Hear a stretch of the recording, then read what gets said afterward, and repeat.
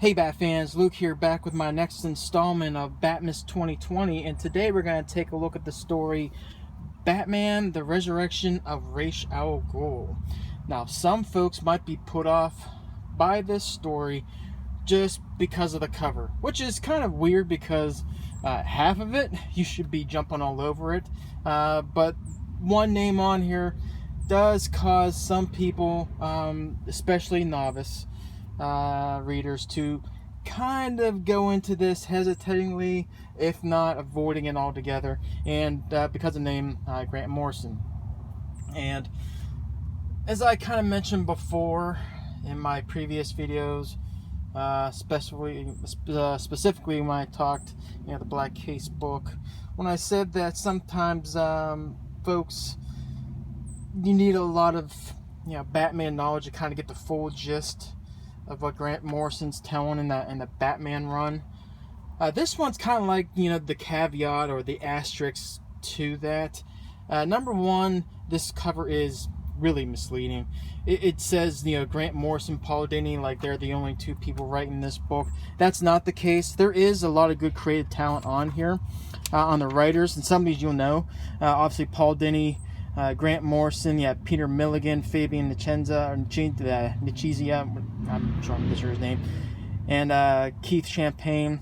But also you see artists, Dave Lopez, Jason Pearson, Tony S. Daniels, who I think his art here is by far the most standout in this. Freddie Williams, Don Kramer, Ryan Benjamin, and so forth, so on. Even inkers, Jonathan Glapian, we all know, with the Snyder run, and Dark Knight's Metal with Capullo, so forth and so on. So sort of a misleading title. Also, this one really doesn't really delve into the minutia of the Grant Morrison Batman run, even though this was written on the in the main Batman title when he was writing it. But really, this is almost kind of like, if you remember back in the 90s, you had the way DC kind of ran their stories, like cross titles, like Nightfall, Legacy, Contagion, No Man's Land, kind of like the stories spread across all the titles. I don't know for sure if this was the last one, but I think this is one of those last stories that kind of used that approach, at least at this scope and scale. As I mentioned before, this kind of crossed over a bunch of titles.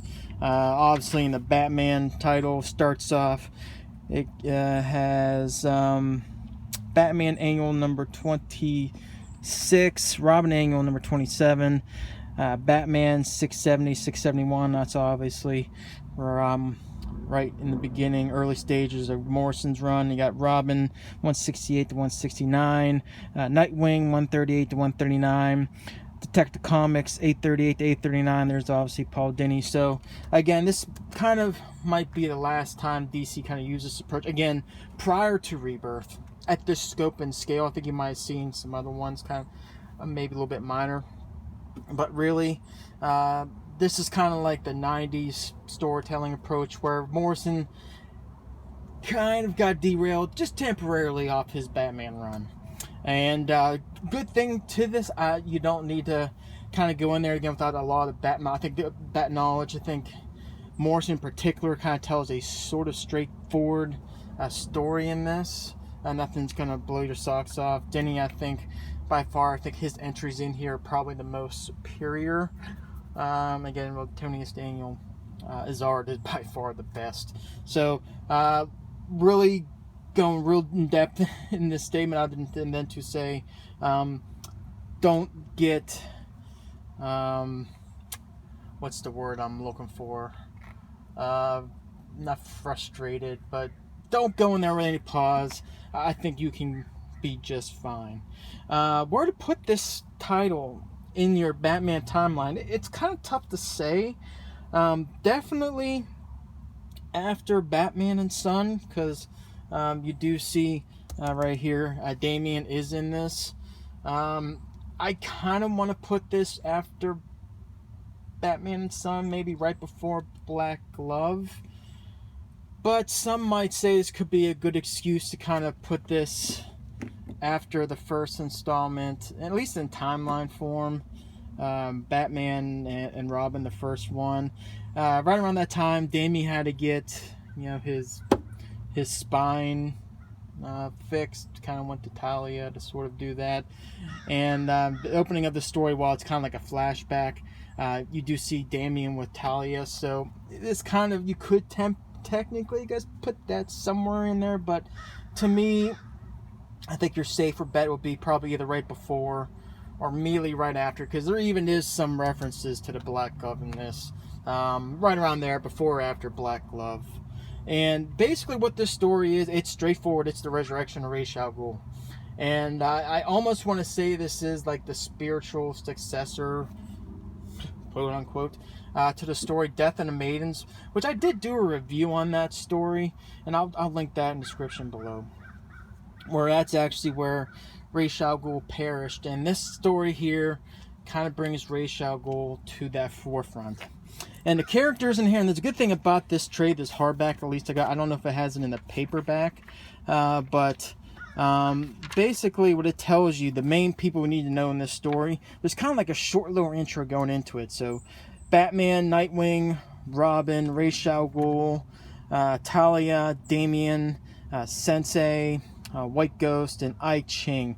Kind of going back, some of these you might know. Believe it or not, Robin, even though you see some entries in the main Robin title, Robin plays a pretty strong role in this story, believe it or not. White Ghost, it says here, devoted servant to Ra's al Ghul, the Albino, who has long kept to the shadows of his master's organization, and so forth and so on.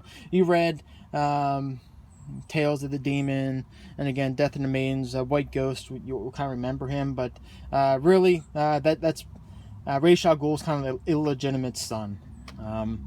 Sensei, he's an implacable assassin, rumored to have killed or profit or honor every many centuries. He sort of kind of took up the League of Assassins in Ra's al Ghul's absence. There is a big twist into this character, which I'm not going to spoil that, so you read that. But Sensei, really important. This, obviously, Talia and Damian, get into that in a minute. Ra's al Ghul, obviously. Robin, again, Tim Drake, Nightwing, and Batman. So this kind of gives you a crash course of all the main players in the story right in the beginning. So I liked how they did that. And the first kind of entry in the story is the Prelude, the Resurrection Shuffle. This is that Batman angle, and this kind of gives a little bit of a backflash of kind of like the origins of Ra's al Ghul. And this I like this because it kind of again sets the tone of the story to obviously the resurrection of Ra's al Ghul, but also it's a good entry point for new readers who really haven't read a Ra's al Ghul story. Kind of again gets you some of that necessary requisite information to kind of understand the motivation of the character, the Lazarus Pit, what that means, and over time Ra's his life. So I like how that kind of goes into it. The next installment, and I actually like how this is kind of flushed out, where it kind of leads into something that's actually pretty important going on. It's like the fountain of youth type thing. It's like, I forget what it's called, the river of life, whatever, which actually plays a pretty good role in big role in this story. Kind of gets introduced in the Cetus planet in this annual. So kind of, I know some people kind of don't like the annuals of today, but the annuals back in the day, either they were kind of good standalone stories, or they were kind of like planting the seeds for something else in a great bigger scope of things. This one, I liked how they kind of did that. Again, this plays a integral role in kind of planting the seeds of what the White Ghost, his part of the story, which this kind of goes into one of the bads, which I'll kind of hold off here to the end. This next annual, Prelude, the Festival of the Hungry Ghosts, it was a good Damian story. If you want to see Damian just being a dick, arrogant little prick, which, for those who don't know, this was done on purpose. Damian was meant to be early on just to be an arrogant prick. I mean, he's the parents, the child of Batman Talia Ghul, you know, the Bat, and the League of Assassins, hybrid in that. So, and again, really, I think that's part of Grant Morrison's kind of intent with his story, is trying to develop that character into someone where you kind of understand, get a little bit more sympathetic, and Damian evolves over time. But this is early on, Damian just being an ass, and I kind of liked it. But beyond that, this again just kind of plants a seed of, you know, resurrection, Raish's return at kind of like the very end. Kind of, if you're reading, you know, Spider-Man of the Day, the Kindred, kind of has that kind of Kindred kind of feel. So, and then you have one more kind of prelude, Lazarus Rising. This kind of opens up the kernel to what the Sensei's doing, and this is where you start to see Tony Daniels' art, which was just, my lord, was it just beautiful in this story. Just freaking awesome. This was Tony Daniels' art today. It's good, don't get me wrong, but man, when early on, man, was his art just freaking on point, man. So anyway, so basically what happens is that Ra's al Ghul, and again, you do kind of have to understand a little bit what happened with, you know, Death and Maidens, kind of get some of this stuff.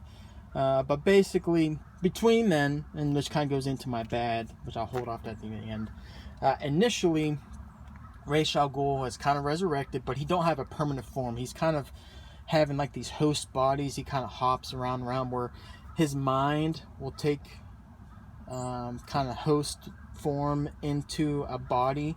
So while the body might appear to be you, let's say Ra's al Ghul, it's doing what he's doing to you, your body would be what it is, but it has the mind, obviously, of Ra's al Ghul.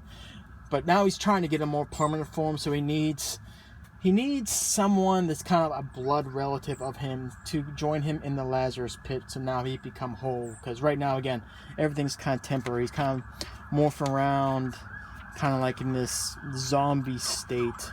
And at this time, he becomes aware of Damian, and it's his plot to capture Damian and then kind of use them as the host to, you know, come reborn. And that's a lot of the story. You do see in the midst of this, obviously Batman finds out what's happening, so this is where it comes more of the broader scope, a greater Batman family story, where you actually have Damian at the manor with Alfred, with all these League of Assassins ninjas coming to grab him, but putting up the initial defense of Red Robin, which is still technically Robin at this time, and Nightwing, and they try to save him, but for naught, it doesn't happen. And then basically we move forward. Damian and Robin, Tim Drake, are brought to sort of, I don't want to say it was Nanda Parbat yet, that's where they're ultimately trying to go. But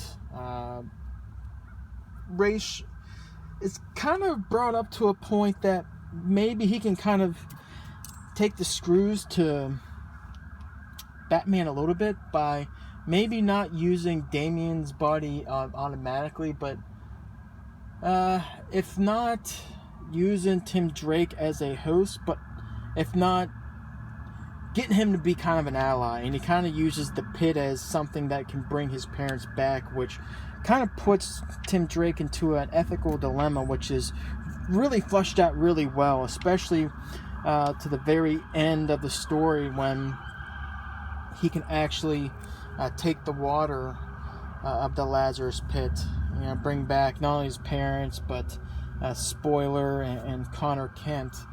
But it's, I don't want to ruin it because it's a really good kind of interaction between Nightwing, I Ching, and Tim Drake, but really it's the trust that Nightwing has in Tim to, you know, kind of make the right decision. What I thought was really well done. It was a nice little character kind of entry into the story that some people might overlook it, but trust me, I don't think you should. There comes a point in the story when obviously there's the big reveal of what the Sensei, what he's doing, and he's basically trying to fend off Ra's coming back. So he's kind of the Lazarus pit in Nanda Parbat. He is trying to, if not destroy it, prevent Ra's from getting access to it, which leads into a big battle between Batman and members of the League of Assassins. You do see, what's his name? The Archer, Arrow guy. Total blanket on his name. But in the midst of Batman kind of putting on an initial alliance with Ra's to basically, Batman will lead him to this fountain of youth type thing, in lieu of the Lazarus Pit, in order for Ra's to kind of spare using Damian. And there comes a point here where Batman's fighting the Sensei, and the Sensei actually takes him out pretty good. It's a pretty brutal fight, but at one point Batman kind of takes a almost fatal wound. He actually gets impaled, to which he actually uses that fountain, like I mentioned before, to rejuvenate himself. But in the midst of him using it, when the Sensei tries to use it, actually turns out to be not. Doesn't work good on his end.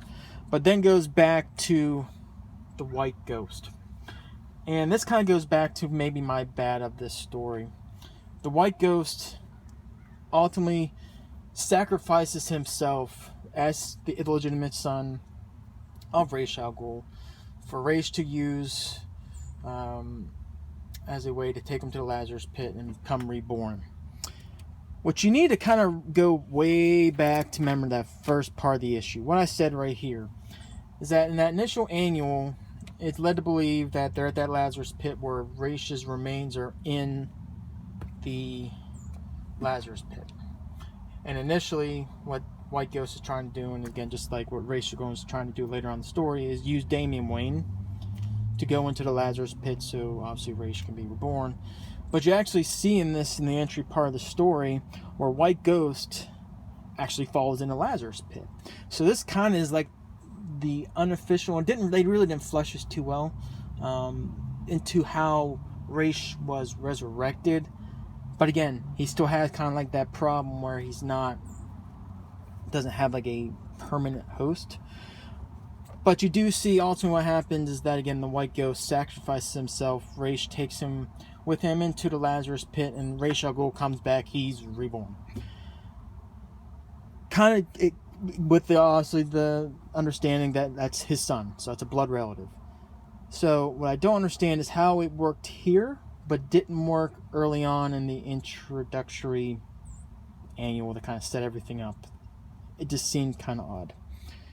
Plus, which again kind of goes to my next bad in this, the story just kind of wraps up rather quickly and conveniently.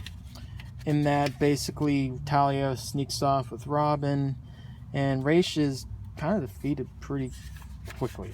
And again, there's these monks that, if you kind of get the story, that kind of intervene in this, which puts a rather abrupt ending to this story. And it's meant like it's an end, but it's kind of open-ended. So all in all, and that is the real quick and dirty of the story. Again, the art by Tony S. Daniel is good, which kind of goes into another bad, is that the art, you'll get things from like Tony S. Daniel, then you'll get to another artist, and it's just, not that it's bad art, but it's just not up to the quality. So the art shift throughout the story is going to seem a little jarring, to be honest.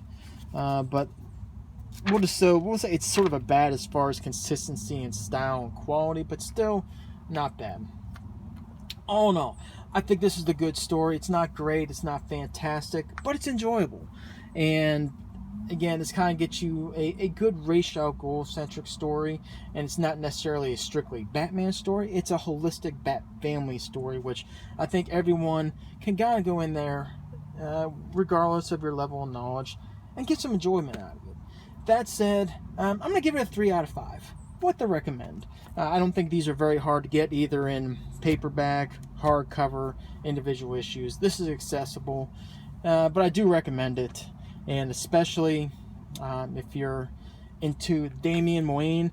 And another good I forgot to mention is that toward the development of the story, it's early on, even if you remember Batman and Son, Damian and Tim do not get along at all. But you do see toward the end of this the relationships start to flourish. The seeds are there. So all in all, as far as your development of Damian Wayne character, this is important. So anyway, hit me up in the comments below. If you read this story, I'd love to bat chat, and we'll kind of go from there. So until the next installment of Batmas 2020, take care.